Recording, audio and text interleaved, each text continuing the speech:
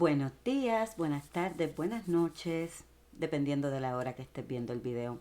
Ya nos vamos con la lección 19, que en el libro de texto el título es Causa y Efecto. Así que esto se pone muy, muy interesante. Y luego entonces nos vamos con la lección, la lectura de la lección y el ejercicio. Vamos con causa y efecto. Son 7 puntos. Déjame corroborar, sí. Nos vamos con el punto 1, lo que yo subrayé, que casi todo es importante. He indicado ya que no puedes pedirme que te libere del miedo. Yo sé que no existe, pero tú no. Eso dice nuestro hermano Jesús. Si me interpusiese entre tus pensamientos y sus resultados, porque recordemos que los pensamientos son los creadores, estaría interfiriendo en la ley básica de causa y efecto. ¿Verdad? Claro que sí. La ley más fundamental que existe, que lo que sale de ti, regresa a ti. Cuando tú vibras en miedo, muchas situaciones que te llevan a conflicto se enfrentan a ti, no con la intención de lacerarte, sino eso es lo que salió de ti, eso es lo que regresa a ti. ¿Verdad? Es como nosotros percibimos la vida lo que hace la diferencia. De nada te serviría el que yo menospreciase el poder de tu pensamiento. Ello se opondría directamente al propósito de este curso, que es darte ese empoderamiento. Es mucho más eficaz que yo te recuerde que no ejerces suficiente vigilancia con respecto a tus pensamientos. Tal vez pienses que a estas alturas solo un milagro te capacitaría para hacer esto, lo cual es absolutamente cierto. No estás acostumbrado a pensar con una mentalidad milagrosa, pero se te puede enseñar a pensar de esa manera. Todos los obradores de milagros necesitan este tipo de instrucción. ¿Ok? Entonces podemos aprender. Yo le digo en Reiki, cuando estoy dando las clases, tenemos que educar nuestra mente, es educar nuestra mente a que suelte todos esos patrones restrictivos de miedo, de culpa, que te laceran, todo ese coraje, toda la ira. Eso no te permite conectar con tu divinidad y conectar con la divinidad del otro, que está desempeñando un papel súper importante en ese proceso de crecimiento personal. El punto 2. Obrar milagros requiere el que uno se dé cuenta plenamente del poder de los pensamientos a fin de evitar las creaciones falsas. El obrador de milagros debe poseer un genuino respeto por la verdadera ley de causa y efecto como condición previa para que se produzca el milagro. Eso es bien importante. Antes, cuando yo, mis pensamientos vagaban en mi mente, sin que yo me detuviera a hacer un análisis, mi vida era de un caos a otro, de un caos a otro. Pues claro, mis pensamientos siempre estaban en carencia, en falta de amor propio, en el papel de víctima, ¿verdad? Una vez yo empiezo en el camino del Reiki, que el Reiki fue el medio, a pesar de ya yo haber estado canalizando, Reiki fue la herramienta que yo utilicé para hacer cambios en mí, para crear conciencia de cómo yo me estaba proyectando, de cuáles eran mis pensamientos, todas esas emociones, ¿verdad? Una vez ya yo hago ese cambio y ese ajuste, ahora cada vez que paso una situación que me estresa, en el momento ya tengo la capacidad de detenerme y evaluar qué es lo que estoy pensando, por qué tengo esa emoción, cuál es la creencia que me lleva a sentir y a experimentar esa vivencia de esa manera. Y lo primero que me pregunto, esta experiencia viene con un aprendizaje, tiene un propósito. ¿Cuál es? ¿Qué es lo que necesito aprender para yo entrar en calma y abordar la situación desde una perspectiva saludable? El punto 3. Tanto el milagro como el miedo proceden de pensamiento. Por lo tanto, el milagro es una forma recta de pensar. Si no eres libre de elegir uno, tampoco serás libre de elegir otro. Al elegir el milagro, rechazas el miedo, aunque sea solo temporalmente. Te has sentido temeroso de todo el mundo y de todas las cosas. Tienes miedo de Dios, de mí y de ti mismo. Qué importante esto. Fíjate, yo siempre he dicho que las religiones en nuestro planeta en lugar de enseñarnos el amor a Dios, nos enseñan el temor a Dios. Fíjate que su base es: si haces esto, vas a ir al infierno. Tienes que dar el diezmo, porque si no, ¿verdad? Y nosotros pensamos que con eso compramos el que nos redimimos de nuestros pecados. Y en realidad es la mentalidad recta la que nos saca de ese movimiento, de ese papel, ¿verdad? Entonces, yo creo que mucho tiene que ver de esta situación que se está hablando aquí con las creencias arraigadas que nosotros venimos arrastrando, que nos son enseñadas desde niños, y eso es lo que creemos. Tenemos una visión de Dios muy distinta a la que realmente es. Nosotros somos hechos a imagen y semejanza de Dios. Para eso es este libro, para recordar eso. Sin embargo, nosotros hemos hecho a Dios a imagen y semejanza nuestra. Un Dios que emite juicio, un Dios que castiga, un Dios que se enfurece. Y esas no son las características de Dios. Las características de Dios solo son amor. Dios no rechaza a alguien por su preferencia sexual. Dios ama toda su creación por igual. Dios no quiere a uno más que a otro. Dios no quiere más al pastor que al asesino. Para Él todos somos sus hijos, estamos en una experiencia eligiendo en este camino encarnacional experimentar algo, y hizo la ley de causa y efecto en conjunto con el libre albedrío, que es que tú puedes hacer lo que tú quieras. Toda esa creación está ahí. Tú puedes hacer lo que tú quieras, pero tú vas a tener unas consecuencias de eso. No es castigo, es una ley, sencillo. ¿Cómo lo percibimos es la diferencia? Nosotros percibimos en base a recompensa y castigo, pero en realidad es una ley de causa y efecto. Lo que sale de ti, regresa a ti. Es así de sencillo. Te dice, ¿te has sentido temeroso de todo el mundo, de Dios y de mí? Sí. ¿Y tienes miedo hasta de ti? Pues claro. Porque todo aquello, yo digo que la visión que tú tengas de Dios dentro de ti, eso es lo que vas a llevar afuera. Cuando tú piensas, tú crees que Dios es un Dios que condena, que castiga, tú eres muy rapidito para estar emitiendo juicio, para estar señalando a otro. Porque esa es la visión que tú tienes de Dios en ti. Pero cuando tú empiezas a conectar con una visión de Dios desde la luz divina, desde el amor puro, tú tienes la capacidad de sentir compasión, de comprender el camino del otro, de permitirle recorrer su camino de la manera que quiera. Porque tú entiendes que es luz divina, tal y como tú, por lo tanto tú no tienes el derecho de emitir un juicio. Y entonces empiezas a conectar con tu vida, contigo, con tu vida y con otros desde una perspectiva de amor. Analiza cuál es la visión que tú tienes de Dios y haz las correcciones en ese pensamiento. Te dice, nos has percibido erróneamente o creado falsamente y crees en lo que has fabricado. No habrías podido hacer nada de eso si no hubieses tenido miedo de tus propios pensamientos. Los temerosos no pueden sino crear falsamente, puesto que perciben erróneamente la creación. Y es con todo y todos. Cuando tú llevas la conciencia de Dios a tu ser, basada en el amor, a tus animalitos tú le das amor, no los dejas en un techo. Porque abraza el amor de toda la creación y tienes esa conciencia de conectar con todo y con todos desde tu divinidad. En realidad, te dice, causa es un término que le corresponde propiamente a Dios. Ese origen, ese motivo, esa raíz de lo que tú estás experimentando, Dios es el que lo elige, es desde ese plano espiritual.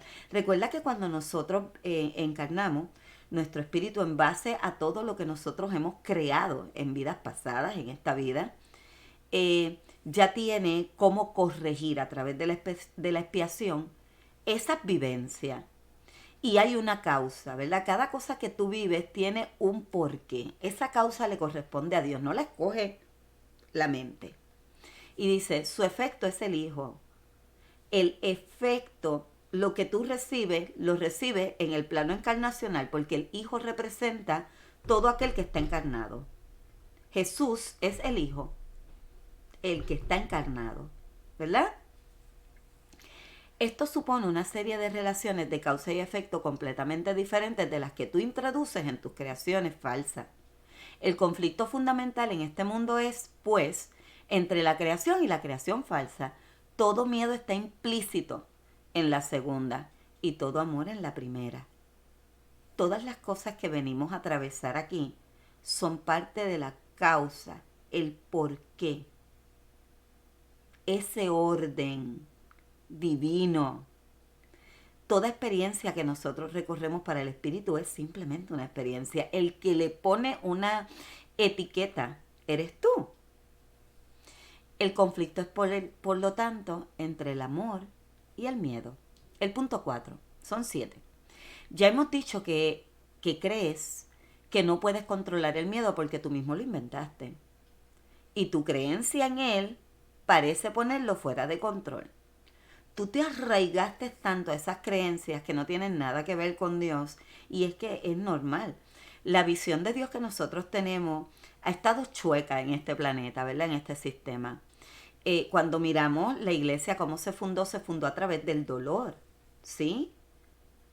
La crucifixión de Jesús, Él vino a instaurar un nuevo orden y a traer un nuevo conocimiento y una nueva verdad, a elevar la conciencia planetaria.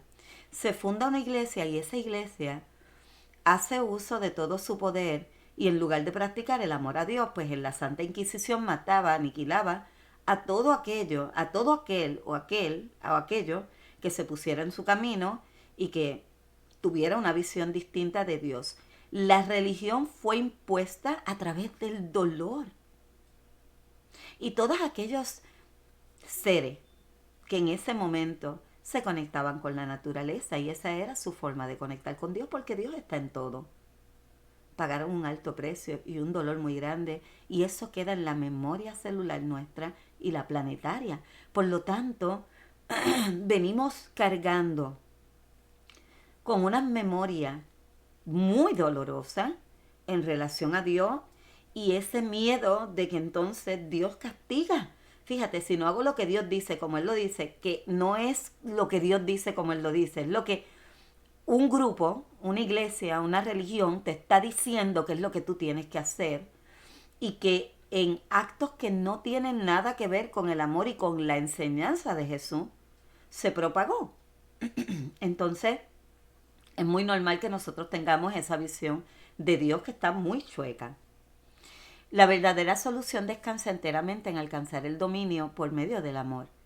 En el interín, no obstante, la sensación de conflicto es inevitable, ya que te has colocado a ti mismo en una posición en la que crees que el poder de algo que no existe. El punto 5. La nada y el todo no pueden coexistir. Creer en uno es negar el otro. El miedo no es nada, realmente, y el amor lo es todo. Siempre que la luz irrumpe en la oscuridad desaparece. Lo que tú crees es cierto para ti. Todo aquello que tú crees es cierto para ti y peor aún, como lo tienes en tu pensamiento, es una creencia arraigada, tú lo llevas a la manifestación en la acción. Y ahí es, por ejemplo, cuando tú tienes esas creencias principalmente religiosas muy arraigadas de lo que es Dios, tú puedes llegar a atentar con el libre albedrío del otro. Y voy a poner un ejemplo. No estoy diciendo aquí si yo no quiero decir aquí si yo estoy de acuerdo con la ley del aborto o no. El libre albedrío le da a cada ser la decisión de elegir y la ley de causa y efecto te dice que cada vez que tú haces algo tú tienes una consecuencia de eso. En el mismo nivel vibratorio en el que esa acción fue puesta. Entonces, nosotros jugamos a ser Dios. En el momento en que empezamos, como vibramos en el miedo, si tienes esa creencia de que no, tú llegas a señalar, a lacerar y hasta puedes llevar la acción a hacer cosas muy contraproducentes en contra de personas que haciendo uso de su libre albedrío deciden experimentar la vida de cierta manera. Siempre estamos emitiendo juicio.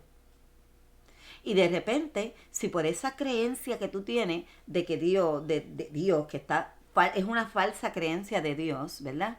De que como te dijeron ya en tu religión, que las personas que eh, tienen una preferencia sexual distinta a la que la sociedad establece como correcta, pero es la sociedad. Nadie te ha dicho que eso es Dios. Ah, sí, pero te lo dijo la iglesia. Pero la iglesia ha sido fundamentada en una versión de Dios que no es la del amor.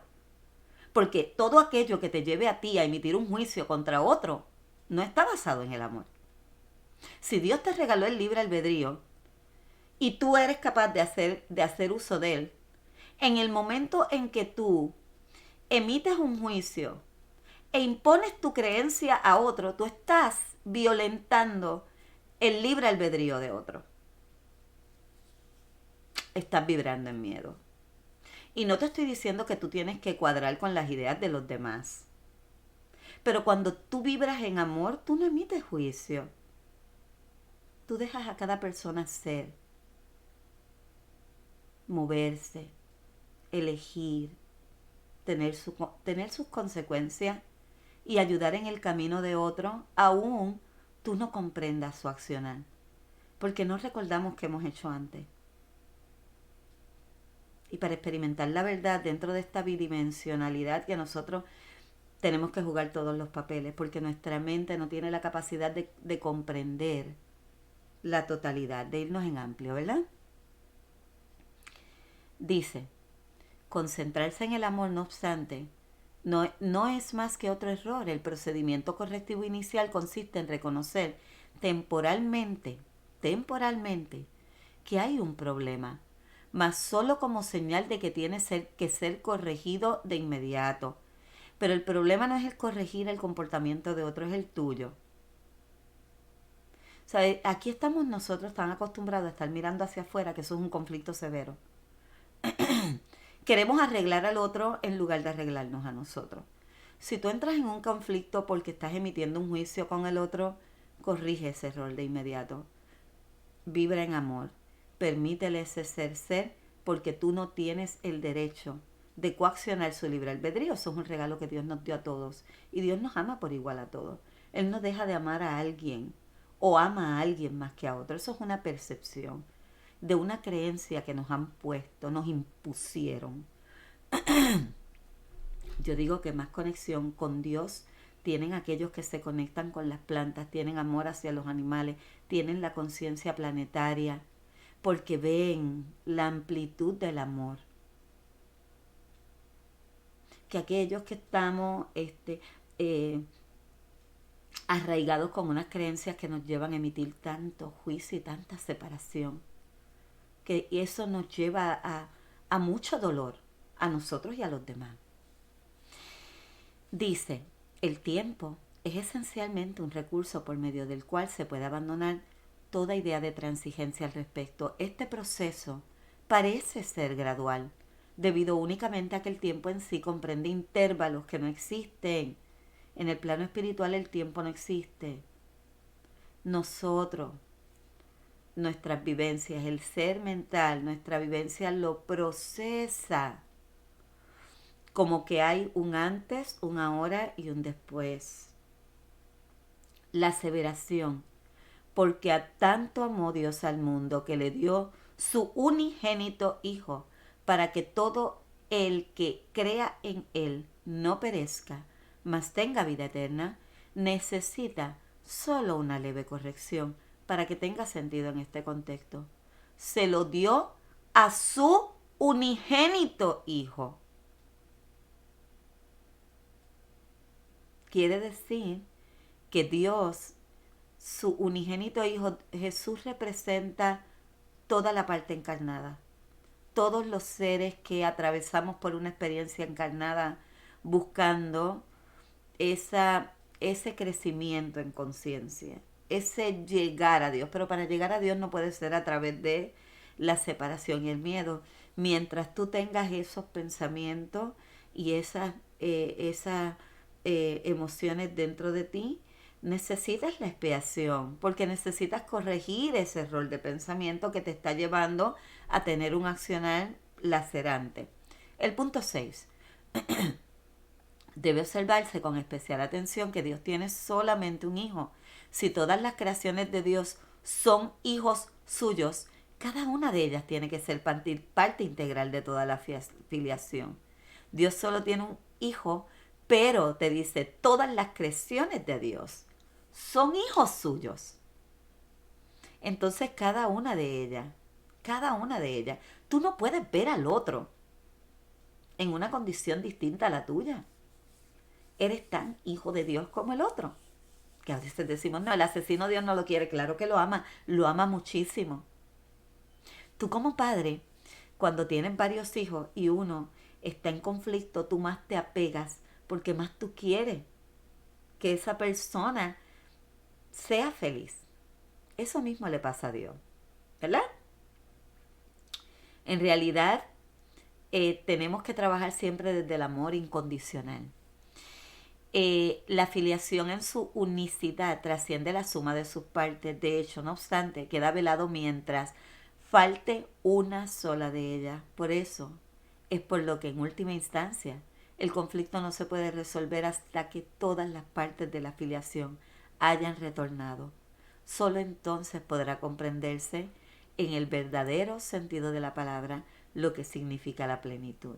Eso quiere decir que aquel en que tú emites un juicio porque hace esto o hace lo otro, está en su camino de corregir ese pensamiento de miedo que lo está llevando a hacer una creación, una acción que puede impactar la vida de otros de manera negativa.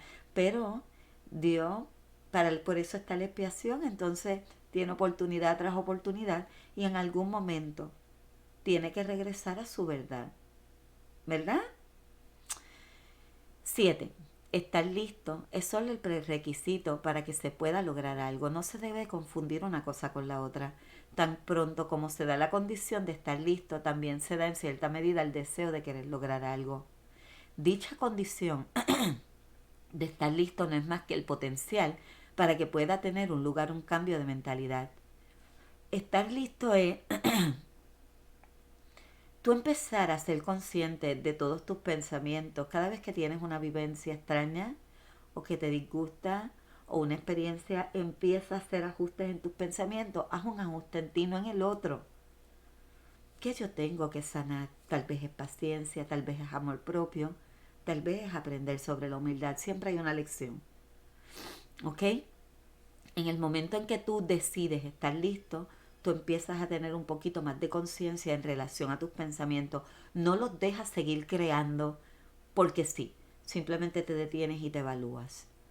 Dicha condición de estar listo no es más que el potencial para que pueda tener lugar un cambio de mentalidad. La confianza no puede desarrollarse plenamente hasta que no se haya alcanzado un dominio total.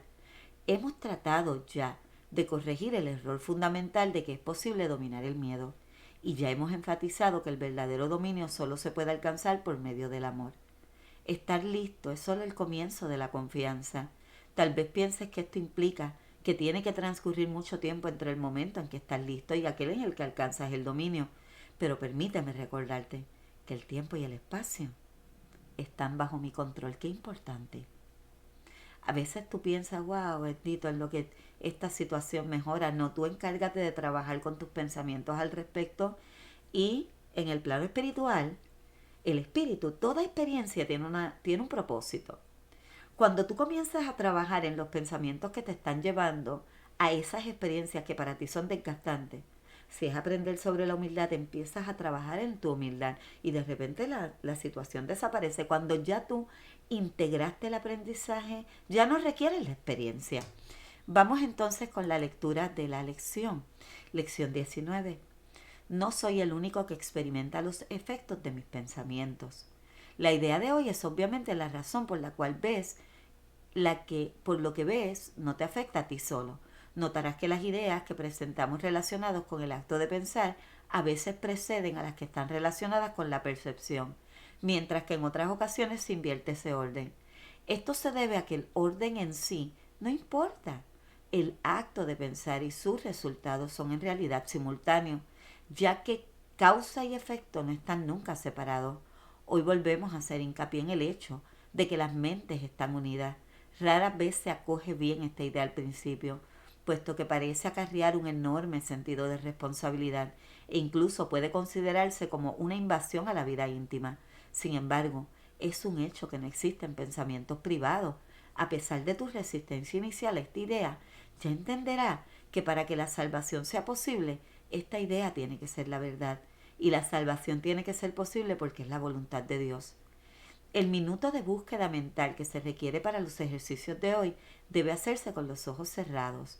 Repite primero la idea de hoy y luego escudriña tu mente en busca de aquellos pensamientos que se encuentren en ella en ese momento. A medida que examines cada uno de ellos, descríbelo en función a personaje o tema central que contenga.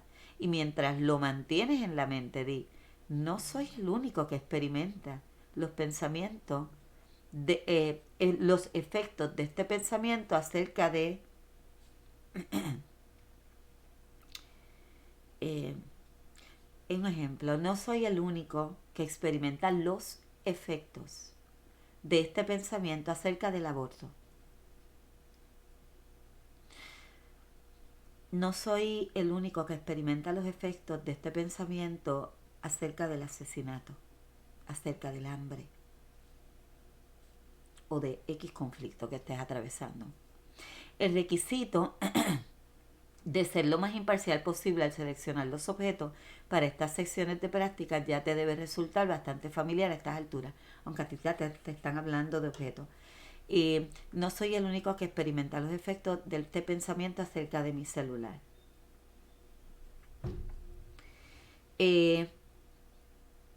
De aquí en adelante no se repetirá diariamente, aunque incluirá de vez en cuando a modo de recordatorio. No olvides, sin embargo, que seleccionar los objetos al azar en todas las sesiones de práctica seguirá siendo esencial hasta el final. Esta falta de orden en el proceso de selección es lo que va a hacer que finalmente tenga sentido para ti el hecho de que no hay grados de dificultad en los milagros. Además de las aplicaciones de la idea de hoy, según lo dicte la necesidad, se requieren por lo menos 3 sesiones de práctica, aunque el tiempo requerido para las mismas podría acortarse si ello fuese necesario. No intentes hacer más de 4 sesiones y recuerden, no soy el único que experimenta los efectos de este pensamiento acerca de. Con eso terminamos la lección 19, ya mismo vamos para la 20.